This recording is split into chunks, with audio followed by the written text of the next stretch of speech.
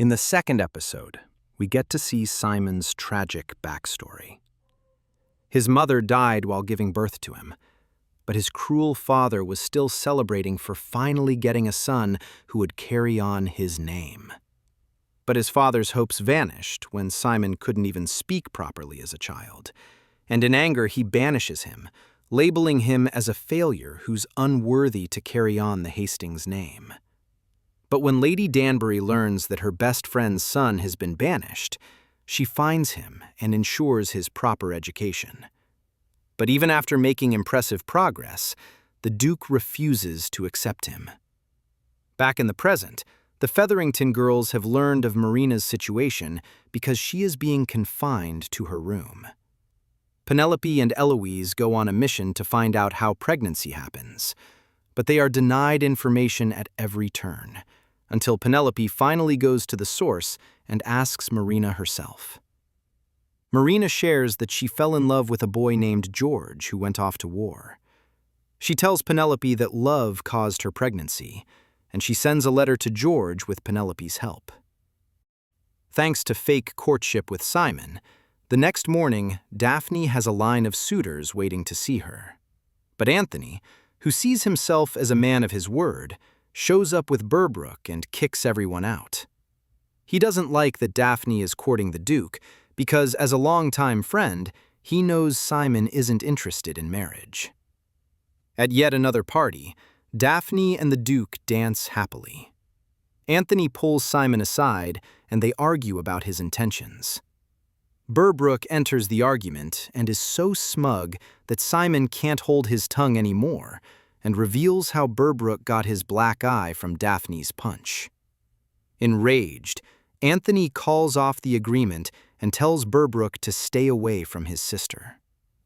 The next day, they are at a picnic when a Burbrook shows up again and threatens to spoil Daphne's reputation with rumors if they break the agreement. Anthony wanted to kill him, but Daphne realizes it is the entire family whose reputation is at stake, not just hers, and resolves to marry the creepy man. But Violet wasn't ready to allow someone to ruin her daughter's life. She invites Burbrook's mother over and gathers Burbrook's secrets.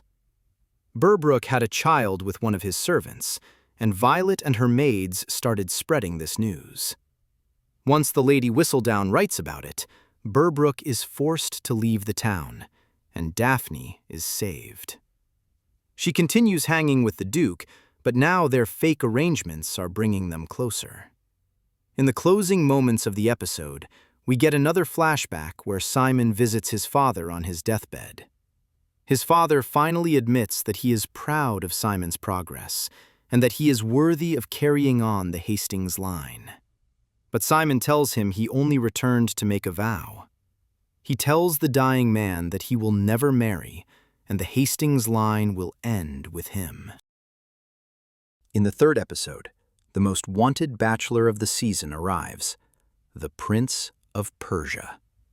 He also happens to be Queen Charlotte's nephew, which means every young lady in the town suddenly starts behaving like they're auditioning for America's Got Talent. Even Cressida Cowper throws in a dramatic performance and pretends to faint right in front of him.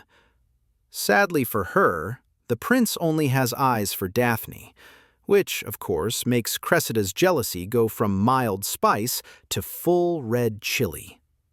The prince, Daphne, and others visit an art gallery, where Benedict Bridgerton meets a famous painter, Henry, who instantly spots Benedict's artistic spark and invites him into his world of paints, brushes, and questionable bohemian life choices.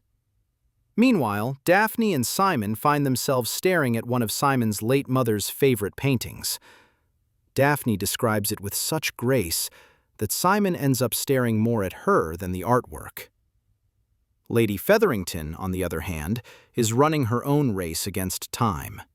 She tries desperately to convince Marina to marry one of her respectable suitors immediately, before Marina's pregnancy becomes the talk of the town and sets the Featherington household on fire. But Marina refuses. She's still waiting for George's letter like it's an Amazon delivery stuck in transit. Simon and Daphne are still the gossip of the ton, but now everyone is asking the same question. If the Duke is so fond of Daphne, why hasn't he proposed yet? Lady Danbury certainly wants answers. She corners Simon and gives him an ultimatum. Either propose to Daphne or step aside so she can turn her focus to the prince. The Duke has a mini meltdown, realizes he's standing between Daphne and the prince, and decides to end their friendship. This breaks Daphne's heart, and let's be honest, his too. Both of them have caught feelings and now must pretend they haven't. Anthony, meanwhile, is losing at love too. He tries to win Sienna back, but she refuses, reminding him that she can't return to a man who tossed her aside without any reason. Back at the Featherington house, Penelope and Marina finally receive a letter from George. But their excitement quickly evaporates when the letter reveals that George has no intention of marrying Marina. But moments later, we discover the truth. The letter was fake, and it was Lady Portia who wrote it to force Marina into giving up on George and marry one of her suitors so the scandal could be avoided. At the next ball, Daphne and Simon stop acting like a couple, and the prince wastes no time showing his interest in her. He gifts Daphne a stunning necklace, making it official to everyone, including Lady Whistledown, that the prince is now determined to steal the diamond of the season. In episode 4, the prince is eager to propose to Daphne, but luckily the family has given her the option to make the final decision herself. Meanwhile, her sister Eloise is busy on her personal mission to unmask Lady Whistledown. She keeps updating her progress to her genius best friend Penelope, who listens carefully but isn't much interested in this mission. At the Featherington house, chaos is in full bloom. Lady Featherington is forcing Marina to marry one of the older men of the ton, preferably someone who won't ask too many questions if her pregnancy is discovered after the wedding. Surprisingly, for the first time ever, a gentleman shows genuine interest in one of her daughters. Albion Finch sets his eyes on Philippa, and the two begin courting. However, Philippa's happiness doesn't last long. At a party, her father abruptly refuses the Finch family's marriage proposal without explaining his reasons, leaving Lady Featherington furious and deeply confused. Later in the episode, she also discovers the reason behind it. Lord Featherington has lost all his money to gambling and has no funds left for a dowry. He is also keeping Marina in his home because he owes a large sum of money to her father. Marina, on the other hand, sees a spark of hope when Colin Bridgerton rescues her from dancing with an unwanted older man. Unfortunately, watching them together makes Penelope jealous, as she secretly harbors a crush on Colin. At the same party, the prince is just moments away from proposing, but Daphne hesitates. She asks for a moment alone and rushes into the garden, only to be followed by Simon. The two argue over the sudden end of their friendship, emotions spilling everywhere. Daphne runs into the hedges, Simon follows, and the moment quickly turns intimate.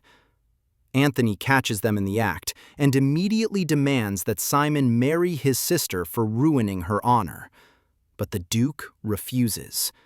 Insulted and enraged, Anthony challenges Simon to a duel the very next morning. Believing the duel may cost him his life, Anthony visits Sienna and confesses everything.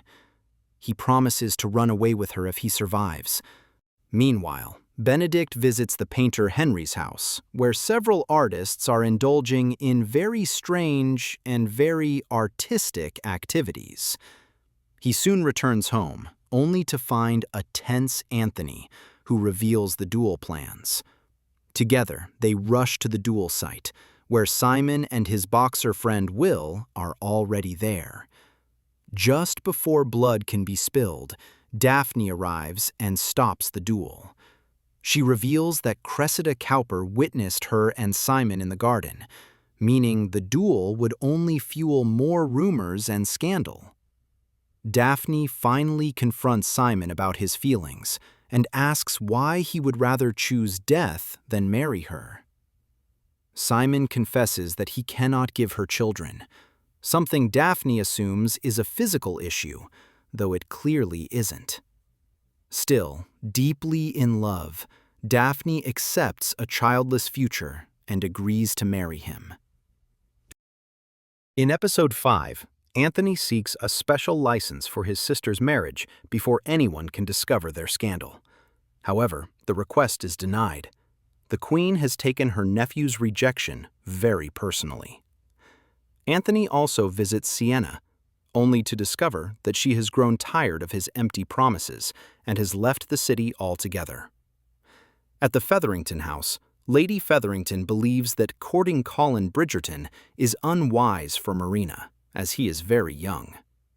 Marina, however, suggests a different approach, seducing the young gentleman and trapping him into marriage.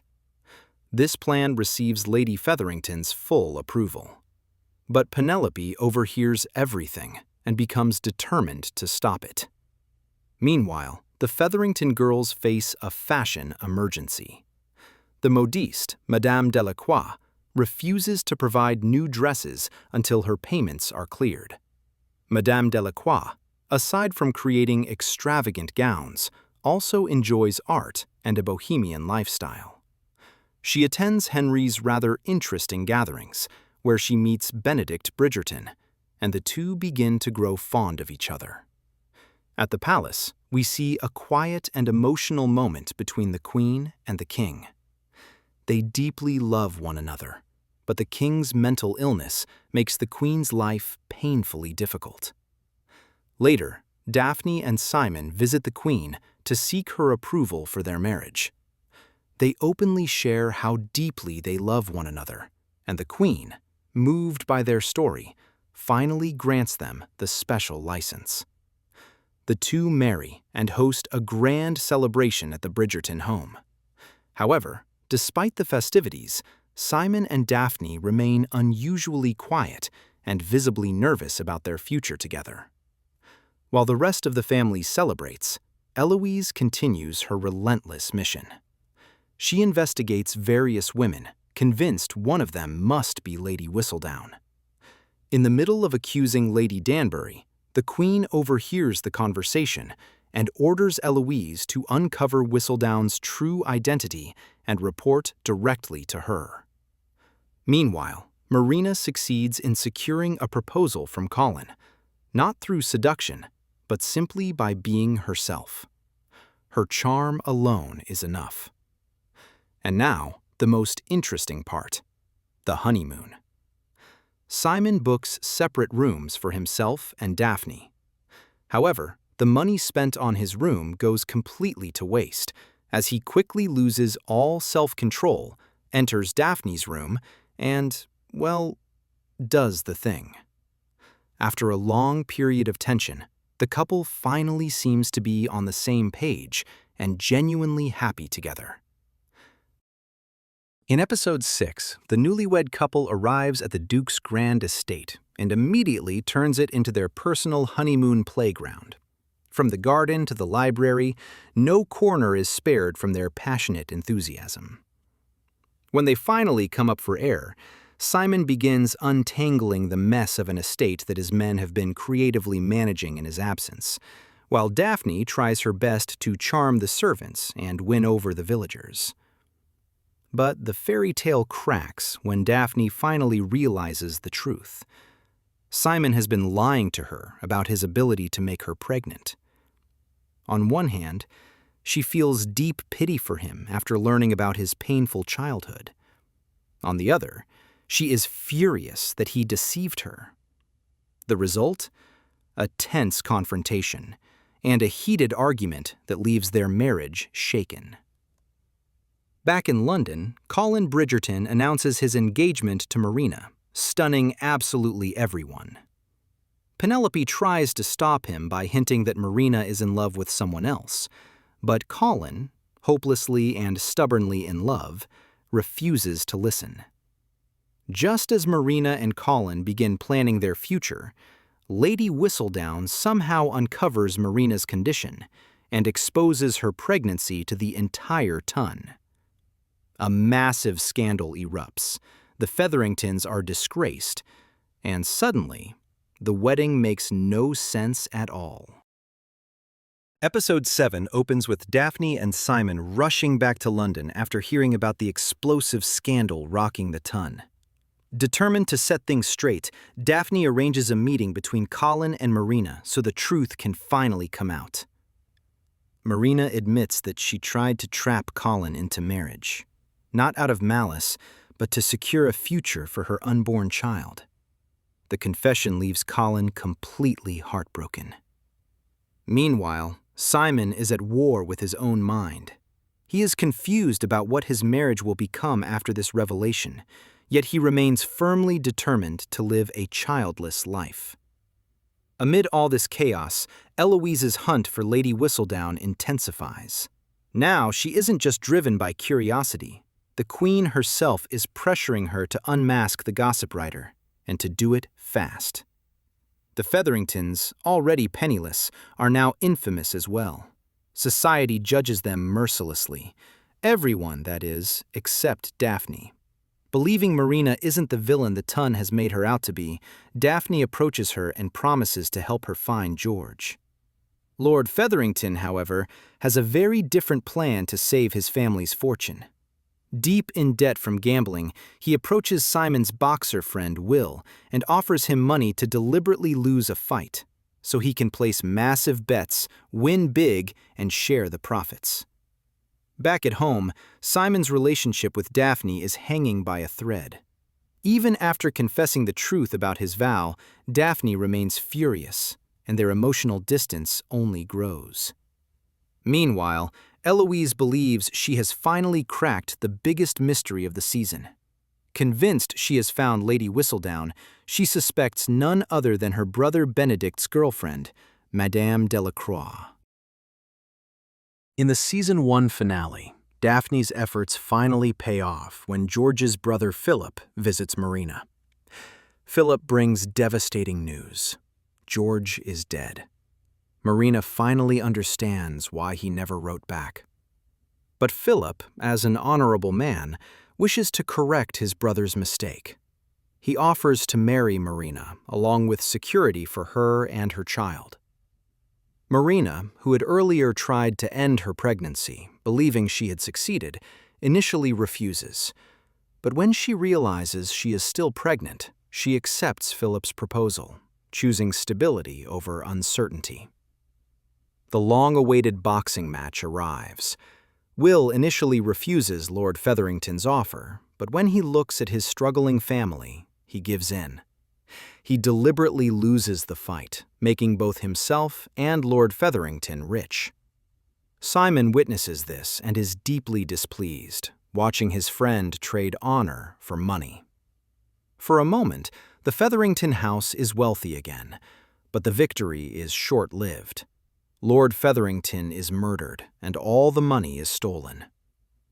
After his heartbreak, Colin leaves for a tour of Greece, seeking distance and healing, while Penelope wishes him luck. Daphne and Simon, on the other hand, stop running from each other. They confess they cannot live apart. Love triumphs over anger and hatred, as Daphne finally helps Simon let go of his vow and accept a future with a child. In the final moments, Daphne gives birth to the future Duke, bringing the season to a hopeful close. But before the curtain falls, the biggest secret is revealed. Lady Whistledown is not Madame Delacroix, as Eloise believed. She is, in fact, Eloise's closest friend, Penelope Featherington. Dearest gentle viewer, welcome back to the world of Bridgerton, where gossip never sleeps, secrets travel faster than horses, and one anonymous pamphlet has more power than the Queen herself. Speaking of the Queen, our episode opens with Queen Charlotte wondering where Lady Whistledown has disappeared during the off-season. Meanwhile, Daphne Bridgerton returns home to coach her younger sister Eloise, who is debuting this season, and absolutely hates the idea. While Daphne once embraced the marriage market, Eloise would rather read books and question patriarchy than smile at men who think dancing is foreplay. Now let's talk about Anthony Bridgerton. Our dear Viscount has decided it is time to marry. Not for love, of course, but because of duty. And to make romance as lifeless as possible, he creates a literal checklist to select a wife. Qualities include beauty, obedience, and absolutely no emotional inconvenience. Across the street, the Featheringtons are drowning in anxiety. Lord Featherington is dead, and the entire estate has passed to a mysterious cousin they've never met. Soon, the debutantes are presented to Queen Charlotte like beautifully dressed contestants in a high-stakes reality show. Just as Eloise is about to step forward, disaster strikes. A fresh Lady Whistledown sheet arrives, abruptly ending the ceremony. Behind the scenes, Penelope Featherington, sweet, quiet Penelope, disguises herself as a servant to negotiate the printing of Lady Whistledown. Back to Anthony, who now spends his days interviewing women for marriage like it's a corporate hiring process. Names are added, names are crossed out, romance is nowhere to be found. During one of his morning rides, Anthony spots a mysterious woman riding ahead of him. Naturally, he turns this into a competition. It becomes a full-blown race. When he finally catches up, he delivers his charm, and she responds with mild amusement and zero interest. She suggests they pretend the meeting never happened and rides away, leaving Anthony confused and offended. Enter Lady Danbury, who welcomes Mary Sharma and her two daughters, Kate and Edwina, to London. Lady Danbury will act as their sponsor. Kate, at 26, makes it clear she's only here to support her younger sister Edwina and has zero intention of joining the marriage circus herself. Lady Danbury hosts the first ball of the season, where Violet Bridgerton loudly announces that Anthony is planning to take a wife this year, immediately drawing the attention of every ambitious mother in the room. Meanwhile, the Finches politely inquire about Philippa Featherington's dowry. Portia Featherington responds by pretending she is still too deep in mourning to discuss money. Lady Danbury then presents the Sharmas to the Queen, who responds with icy disapproval. Mary is despised in society because she was once the diamond of her season until she ran off with a lowly Indian clerk who already had a child. That child, of course, was Kate. Anthony escapes the ball for fresh air and joins the men, where he speaks about marriage in the most crude, transactional way possible. Kate overhears every word and is offended. Later, Lady Danbury confronts Kate about their real intentions. The truth comes out. Mary's parents will provide Edwina with a large dowry and support Mary, but only if Edwina marries an English nobleman. It was a secret that not even Mary knew. At the Queen's ball, Lady Danbury challenges the Queen to make waves with her choice of this season's diamond. The Queen declares Edwina Sharma the diamond of the season. Anthony immediately notices her. While dancing, he interrogates her with his checklist disguised as conversation. Edwina handles it gracefully, but Kate swiftly intervenes, warning her sister to stay far away from him. Back at the Featherington house, the family returns home to find their cousin has finally arrived. He has already paid Philippa's dowry and casually moved Portia out of her bedroom. Because the house, the money, and the power now belong to him. And thus, dear viewer, the season begins, with diamonds, deals, and destinies already colliding. Thanks to Edwina Sharma's newly acquired title of Diamond of the Season, suitors now stand in a long, desperate queue outside her house, including one very determined Viscount Bridgerton. Anthony, armed with confidence and entitlement, arrives to court Edwina. Unfortunately for him, there is one very large obstacle standing in the doorway, her elder sister Kate. Soon, everyone attends the races. Anthony, fully aware that Kate will block his every move, asks one of his friends to distract her so he can spend quality time with Edwina. Edwina finds the races dull and uninteresting, while Anthony and Kate, the two people who dislike each other, become wildly competitive, screaming and betting on horses like possessed gamblers. Their shared madness is impossible to ignore. Meanwhile, Eloise continues her obsessive mission to unmask Lady Whistledown. She visits a printing shop and interrogates a young worker with the intensity of a detective, but leaves empty-handed. At the Featherington house, the wedding bells ring. Philippa Featherington marries Albion Finch, conveniently right after her dowry is paid. Lady Portia and the new Lord Featherington now live under the same roof, and the atmosphere between them is awkward, tense, and deeply uncomfortable. Elsewhere, Lady Danbury hosts yet another gathering, this time to allow Edwina to better observe the gentlemen of the ton as they proudly display their talents. Poetry is recited, Dancing is performed, egos are inflated. Anthony, desperate to impress Edwina, secretly asks Benedict to write him a poem. When it's his turn to perform, however, he freezes. He throws the poem away and speaks from the heart instead. Edwina is impressed, but there's something troubling. His eyes keep drifting toward Kate. At the same time, Lord Featherington, Jack, shows his interest in Cressida Cowper and gifts her an outrageously expensive ruby necklace. Penelope, meanwhile, finds herself in a painful conversation with her longtime crush, Colin Bridgerton. He admits he has no intention of marrying anytime soon after the Marina incident. While Queen Charlotte and Eloise continue their separate hunts for Lady Whistledown, it turns out to be Madame Delacroix who finds a big lead. She notices Penelope Featherington in the marketplace, disguised and moving like someone who does not wish to be seen. We begin with flashbacks showing how Anthony Bridgerton became the emotionally constipated Viscount we know today. Once upon a time, he was a sweet young boy hunting with his kind father at Aubrey Hall, until a bee stings his father and he dies. In a blink, Anthony inherits the title and every responsibility that comes with it. His mother, Violet, pregnant with Hyacinth, sinks into depression, leaving young Anthony to shoulder everything alone. Over time, duty replaces emotion, and feelings quietly exit the building.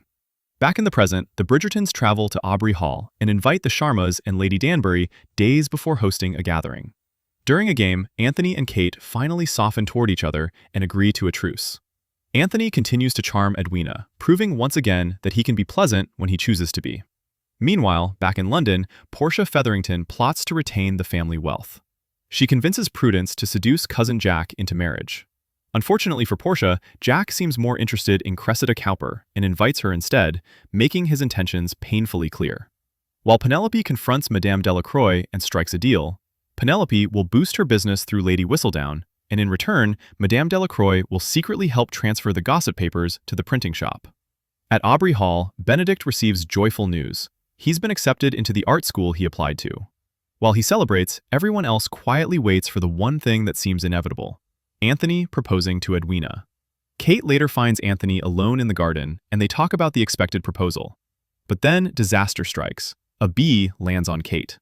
Anthony freezes, overwhelmed by memories of his father's death. When the bee stings, he panics, but Kate calms him down. The two get dangerously close, until a noise interrupts them and they quickly separate, pretending as if they weren't about to kiss. Edwina wants to marry Anthony, but she knows that will never happen unless Kate is convinced first. So she forces Kate and Anthony to spend time together, hoping proximity will breed affection. Another hobby that Anthony shares with Kate is hunting. The two venture into the jungle together, but instead of focusing on the target, they get hopelessly distracted by each other and end up dangerously close once again. Meanwhile, Colin Bridgerton, still emotionally stuck in the Marina chapter of his life, visits her home. Marina is now married to Lord Crane and has 2 children. She recognizes Colin's lingering feelings and gently advises him to move forward with his life. That night, neither Anthony nor Kate can sleep. Both wander into the library, where Anthony apologizes for their earlier moments and finally opens up about his father's death. Kate now understands why he panicked when the bee stung her. Her resentment fades, and they grow close, very close, until a loud thunder snaps them back to reality. Elsewhere, Portia Featherington unveils yet another master plan. She traps Lord Featherington and Prudence alone, then conveniently summons a crowd to catch them together, forcing marriage by social pressure. But her victory is short-lived. She soon discovers Jack's pockets are empty, just like his American mines. His real plan was to marry the wealthy Cressida Cowper for her dowry and escape bankruptcy. At the dance floor, Edwina forces Kate and Anthony to dance together. During the dance, Kate casually mentions she plans to return to India after Edwina's marriage and never come back. Anthony cannot handle this information and abruptly runs away. Kate follows him, and when they get alone, once again they nearly kiss. But this time, they don't go unnoticed. Daphne sees everything. The next day, as the Sharmas prepare to leave in quiet disappointment, Anthony suddenly arrives and proposes to Edwina, stunning Daphne, Kate, and pretty much everyone else. The 5th episode opens with Queen Charlotte announcing that she will personally host Anthony and Edwina's wedding. It's her way of proving to Lady Whistledown that she chose the right diamond once again. Lady Featherington and Jack plan to fool the Tun by selling shares of his American mines. While Jack is soon to be her son-in-law, the two share an awkward and uncomfortable attraction. At Lady Danbury's house, trouble arrives uninvited. Mary Sharma's parents, Lord and Lady Sheffield, show up, radiating politeness with a sharp aftertaste. They are pleased about Edwina's marriage, but during a dinner attended by Anthony and Violet Bridgerton, they reveal the real terms of their support. As the Sheffields begin speaking in an insulting, condescending tone, Anthony does something unexpected. He firmly takes the Sharma's side, impressing both Kate and Edwina. Privately, Anthony considers using this revelation as an excuse to call off the wedding and confess his true feelings to Kate. But Kate, ever the self-sacrificing elder sister, begs him not to break Edwina's heart. In a moment of painful maturity, they agree to bury their feelings for each other. Meanwhile, Benedict is fully immersed in art school life. Eloise's ongoing hunt for Lady Whistledown leads her back to the printing shop, and to Theo, the young printer's assistant she has started to like. The wedding day finally arrives, and Anthony looks anything but happy. Daphne gently reminds him that there's still time to step away if he loves Kate instead of Edwina. Anthony, however, chooses denial and marches forward. Meanwhile, Queen Charlotte, hosting the wedding herself, sets a trap to catch Lady Whistledown, watching every suspicious woman like a hawk. As the ceremony begins, Edwina is excited, while Anthony is visibly nervous and cannot stop staring at Kate standing beside her. When Kate's bracelet falls, Anthony rushes to pick it up, and in that brief moment, the two freeze, staring at each other like lovers who forgot where they were. Edwina finally sees the truth. She runs away from the spot, shocking the guests and humiliating the queen in one dramatic move. Later, the sisters confront each other and everything spills out. Edwina feels betrayed by her own sister and makes it clear she has no intention of marrying the Viscount. The queen sends the guests into the garden to contain the chaos, where Portia and Jack continue fooling the Tun by selling their useless shares. Eloise uses the confusion to escape and meet Theo, but unfortunately, one of the guards follows her to the printing shop. Violet and Lady Danbury nervously face the furious queen, struggling to explain the disaster. Edwina then summons Anthony and Kate, officially announces she will not marry him, and leaves them alone. Overwhelmed and unable to resist any longer, the two give in to their feelings, and this time, no one interrupts and they finally share a kiss. Lady Whistledown does exactly what the queen feared.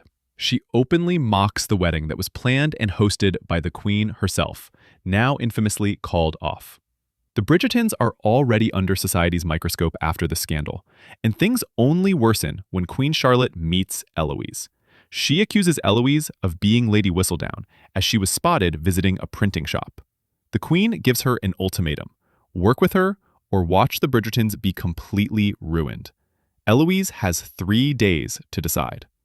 Both the Sharmas and the Bridgertons face harsh judgment from the Tun, so they decide to host a ball together, hoping to silence rumors and convince society that the wedding was called off over something trivial, nothing more than a change of mood. Meanwhile, Eloise confides in Penelope and admits she is considering becoming Lady Whistledown and working with the queen. Penelope urges her not to rush into a disastrous decision. Eloise later also visits Theo, but he coldly sends her away, revealing that palace guards had already questioned him earlier. The Bridgertons and Sharmas throw their joint ball, but no one shows up. The reason soon becomes clear. Lady Whistledown's latest issue exposes Eloise's secret meetings with Theo, creating a brand new scandal that overshadows everything else. Penelope writes this to protect Eloise, because if Eloise were Lady Whistledown, she would never destroy herself like this. The queen is no longer suspicious, but Penelope is left deeply heartbroken for betraying her best friend, even though it was to save her. As both families struggle to understand how to handle this mess, Kate and Anthony once again surrender to their feelings. Alone together, restraint disappears entirely, and this time they go much further than a kiss. By morning, reality hits. Kate panics, mounts a horse, and rides away at full speed, with Anthony chasing after her. In her haste, Kate falls and gets badly injured. Anthony brings the injured Kate back to her home. She remains unconscious for an entire week, and during that time, Anthony cannot gather the courage to visit her. Edwina and her mother, however, begin to soften toward Kate, their anger finally easing. Meanwhile, Eloise receives a message from Theo. When she meets him, he apologizes for his earlier behavior and shares everything he knows about Lady Whistledown. Feelings exist on both sides, but Eloise ultimately ends the friendship, knowing it can only lead to trouble. Benedict is enjoying life at art school until he discovers the truth. His place was bought, not earned, after Anthony made a large donation. Disillusioned, he quits the school. Kate eventually wakes up, and Anthony finally visits her. He apologizes for staying away, admitting he lacked the courage to face her.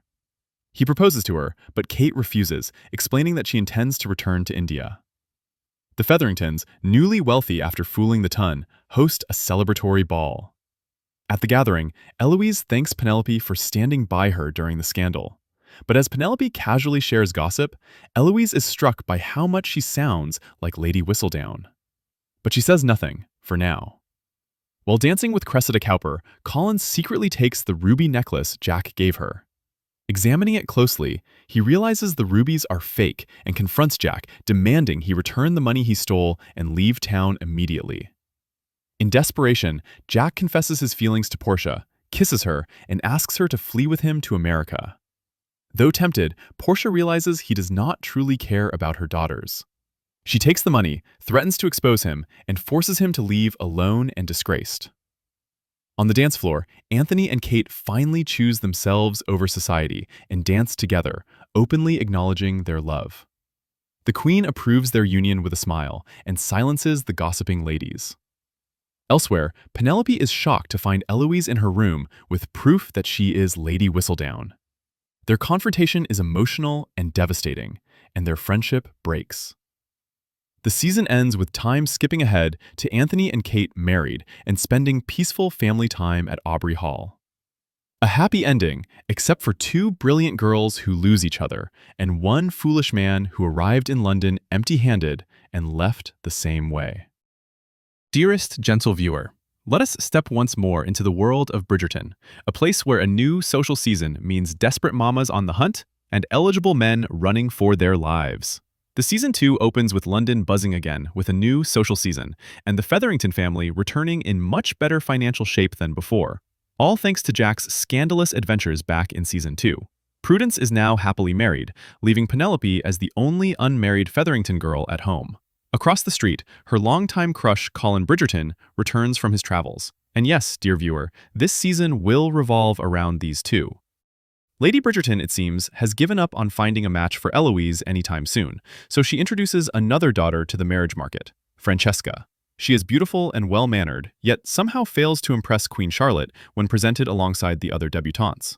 At the gathering, Penelope watches her sisters enjoy married life while she stands alone. Matters worsen when she realizes that once one of her sisters gives birth to a son, the Featherington title will pass to him, leaving Penelope dependent on one of her sisters' goodwill. This makes her determined to marry this season. To make things harder, she no longer has Eloise by her side. Eloise herself has changed. Now, shockingly, she befriended Cressida Cowper, a friendship no one saw coming.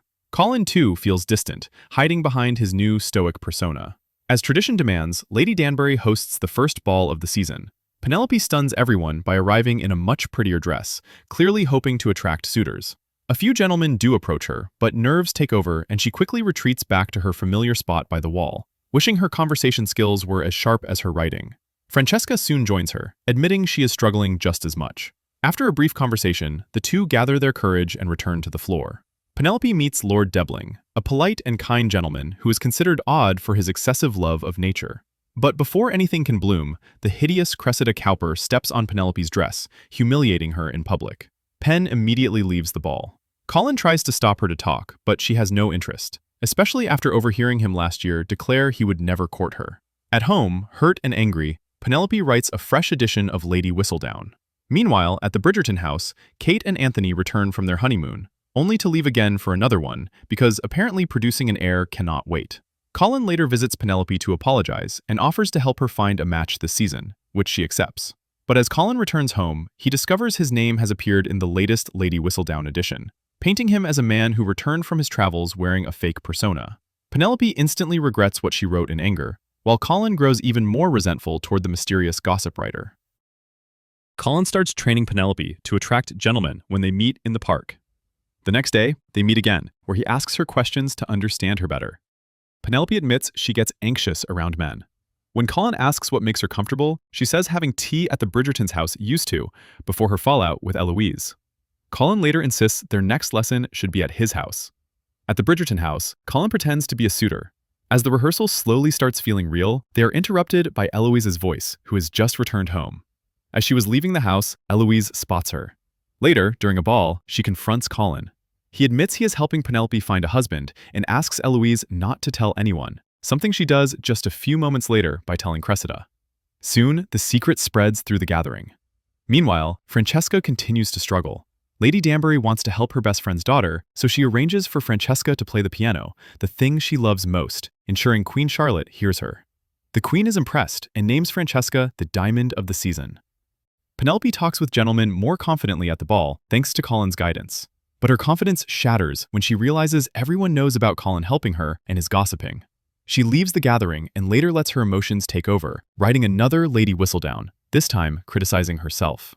Colin is angry with Eloise, and Eloise is angry with Cressida, while Cressida insists she didn't spread the secret and claims some girls must have overheard them.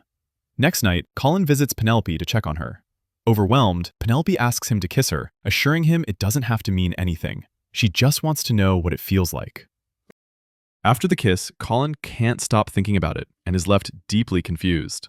Meanwhile, Eloise visits Penelope and apologizes for revealing the secret. Later at the park, Penelope meets Colin again and tells him they can no longer meet because of the rumors surrounding them. Still determined to find a husband, Penelope attends another ball. Most gentlemen avoid her due to the gossip, but Lord Debling remains interested, believing that asking a friend for help is no crime. Cressida, equally desperate to secure a husband this season, before her parents choose one for her, also sets her sights on Lord Debling. At a balloon exhibition, both Penelope and Cressida try to impress Lord Debling. Colin, already popular among the ladies, becomes even more desirable when he heroically saves a giant balloon from drifting away. Meanwhile, Benedict meets a mysterious young widow who immediately catches his attention. At another ball, Queen Charlotte continues pushing her plan to match Diamond Francesca with a marquis. Francesca, however, finds herself more drawn to a different young lord she meets that evening. At the same time, Violet meets an interesting gentleman, only to later discover he is Lady Danbury's brother. Finally, Colin gathers the courage to confess his true feelings to Penelope. But before he can speak, Lord Debling interrupts and asks Penelope for a dance, leaving Colin visibly jealous. At Bridgerton House, the quiet gentleman Francesca met earlier, Lord Kilmartin, comes to visit her. Their moment, however, is interrupted by the Marquis, clearly eager to steal the season's diamond. Penelope attends a book exhibition where she meets Lord Debling. The two discuss what their lives might look like if they were to marry. Later, Debling visits her home and formally asks Portia for Penelope's hand. Portia agrees, and Debling plans to propose at the upcoming ball. Colin initially has no intention of attending the ball, but the moment he learns that Debling plans to propose to Penelope, he changes his mind and rushes to the event. At the ball, Violet once again meets Lady Danbury's brother, Lord Anderson. This time, his interest in her is unmistakable. Francesca and Lord Kilmartin exchange quiet smiles, making it clear that their feelings for each other are mutual. On the dance floor, Penelope and Lord Debling dance while discussing their future together. But suddenly, Colin interrupts and asks for a moment alone with Penelope. He tries to convince her that Debling is not the right match. Deep down, Penelope knows this too, but she's willing to proceed for the sake of security. Watching Penelope and Colin together, Debling realizes they are far more than just friends. He quietly informs Penelope that he will not be proposing after all. With her sense of security slipping away, Penelope rushes home in desperation. Colin follows, stops her carriage, and climbs inside. Penelope is furious at first, but her anger softens when Colin finally confesses his feelings and proposes to her. The two share an intimate moment, sealing what has long been inevitable. In episode 5, Colin brings Penelope to Bridgerton House and announces their engagement. While the family celebrates, Eloise's reaction is noticeably cold, clearly unhappy with the match. Anthony and Kate return from their honeymoon with joyful news of a pregnancy, but before they can surprise the family, they get surprised themselves to learn about Colin's engagement. Eloise vents her frustration to Cressida, admitting that Penelope loved her brother for years, yet never told her. Cressida, in turn, reveals her own troubles. Her disappointed father has arranged her marriage to a very old man. The city learns of Penelope's engagement through Lady Whistledown. But Portia is furious that, like everyone else, she also gets to know the news from a gossip sheet instead of her daughter directly. She lashes out at Penelope, but Colin steps in and defends her. The moment makes Penelope happier than she cares to admit. Colin later takes Penelope to the house where they will live after marriage. Alone together, their emotions overwhelm them, and they make love. Afterward, as they return home, they notice pamphlets being distributed across the ton. Queen Charlotte has announced a reward of £5,000 for revealing Lady Whistledown's identity. It's a final, ruthless move in her long pursuit. At the engagement party, Eloise corners Penelope and issues a threat. If she does not confess her identity to Colin by midnight, Eloise will do it herself. Meanwhile, Cressida sees her chance and boldly declares herself to be Lady Whistledown, hoping to claim the reward and escape her life. Already overwhelmed, Penelope cannot take any more. She collapses and faints, leaving the celebration in shock and chaos. Francesca and Lord Kilmartin finally announce their intention to marry, delighting the family. Eloise visits Penelope, but this time her approach is unexpected. Instead of demanding the truth, she asks Penelope to keep her Lady Whistledown identity secret and urges her to stop writing altogether, hoping Penelope can live a peaceful life with Colin. Penelope, however, is not sure if she can do it. Cressida, meanwhile, faces her father's fury for falsely claiming Whistledown's identity. Still determined to claim the Queen's reward, she decides the only way forward is to convince the Queen herself by publishing a new Whistledown edition. She seeks Eloise's help, but is firmly rejected, deepening her hatred toward the Bridgertons. With her mother's help, Cressida releases a fresh and short pamphlet, shockingly accurate in tone. Realizing the damage Cressida could cause, Eloise warns Penelope that such power should never be in her hands. Penelope writes a new Lady Whistledown edition and rushes to the printing shop to reclaim her voice.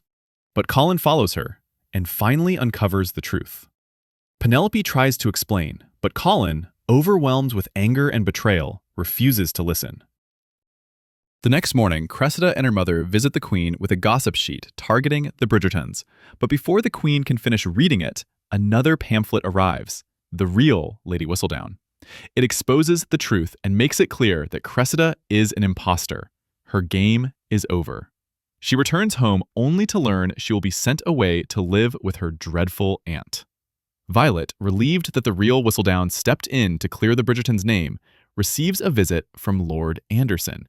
He asks if she would consider courting, and Violet politely says she will think about it after Francesca's and Colin's weddings are complete. Penelope and Colin finally face each other. Penelope tries to justify what she wrote about him and Eloise in the past, but Colin is furious and demands she stop writing. Penelope refuses, making it clear that Whistledown is not just a secret, it is her voice and her passion. The next day, Colin and Penelope marry. A celebration follows where Kate confesses to Anthony that she misses India. Anthony immediately decides they will travel there. During the festivities, as Colin and Penelope dance, the Queen suddenly interrupts and dismisses everyone except the Bridgertons. She declares that Whistledown must be a Bridgerton since the latest edition protected the family, and gives them an ultimatum to reveal the truth soon. Afterward, Colin once again begs Penelope to give up writing, but she refuses. Colin storms off, yet Penelope is not alone. Eloise steps forward and embraces her, offering silent but powerful support. Meanwhile, Benedict finds himself exploring new boundaries in Lady Tilly's world. He finally accepts his attraction to both men and women and agrees to include one of her male friends, fully embracing who he is. Elsewhere, Cressida, desperate to escape her fate, makes one last attempt to save herself. She visits several printing shops in search of Whistledown's trail, and this time, she finds something. After learning the truth, Cressida, instead of going to the Queen for £5,000, goes straight to Penelope and blackmails her for £10,000. Portia walks in at the moment and learns everything. Furious but practical, she takes Penelope to the Bridgerton house, where Colin and Eloise join to decide their next move. Colin volunteers to reason with Cressida, without paying her a single penny. Meanwhile, a lawyer visits the Featherington house, questioning whether their sudden wealth came from Jack's old fraud. Penelope overhears this and realizes something uncomfortable, that she and her mother are not so different after all, both having built fortunes on secrets. Francesca and Lord Kilmartin marry and decide to settle in Scotland. Violet isn't thrilled about her daughter moving so far away, but accepts it anyway. Colin returns with bad news. His talk with Cressida failed, and now she wants £20,000. Colin considers paying, but Penelope refuses and asks only for his support. She already has a plan and writes a letter to the Queen. Elsewhere, Benedict enjoys his unconventional arrangement with Lady Tilly and her friend, but things change when Tilly starts wanting something serious. Benedict doesn't feel the same, and the relationship quietly ends. Prudence and Philippa ask Portia for money to host a ball, but it is Penelope who secretly funds it using her Whistledown earnings. The ball goes smoothly until Queen Charlotte arrives and exposes the truth. She reveals that Penelope is Lady Whistledown and calls her forward. Penelope confesses everything, apologizes to those she hurt, and explains her journey.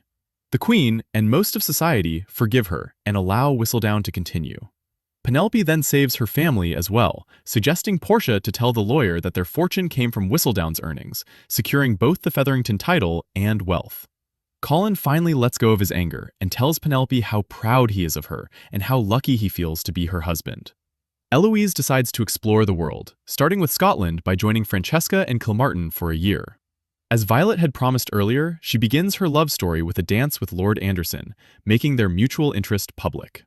And Cressida? The devilish girl gets exactly what she deserves, sent away to live with her horrible aunt. The season ends with a time jump. 3 Featherington babies are born. Prudence and Philippa have daughters, while Penelope gives birth to the long-awaited heir, Lord Featherington. Penelope continues writing under her real name, Colin publishes his travel book, and dear gentle viewer, this is what we call a happy ending. Bye-bye.